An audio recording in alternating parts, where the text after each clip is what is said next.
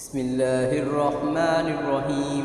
اللهم صل على سيدنا ومولانا محمد صاحب التاج والمراج والبراق والعلم دافع البلاء والوباء والقحط والمرض والألم.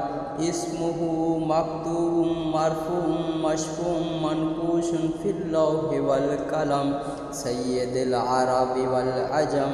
جسمه مقدس معطر مطهر منور في البيت والحرم.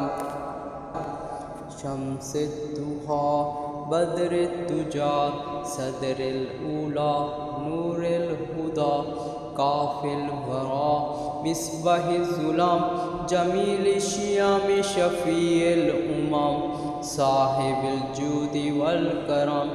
والله عاصم وجبريل خادم والبراق مركب والمراج سفره وسدرة المنتهى مقامه وقاب قوسين مطلوب والمطلوب مقصود والمقصود موجود. سيد المرسلين خاتم النبيين شفيع المذنبين أنيس الغاربين رحمة للعالمين راحة العاشقين مراد المشتكين شمس العارفين سراج السالكين مصباح المقربين محب الفقراء والغرباء والمساكين سيد الثقلين نبي الحرمين إمام القبلتين وسيلتنا في الدهرين صاحب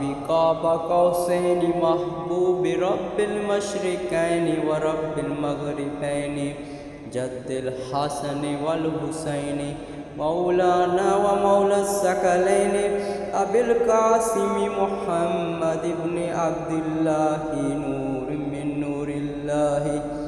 يا أيها المشتقون بنور جماله صلوا عليه وآله وأصحابه وسلموا تسليما.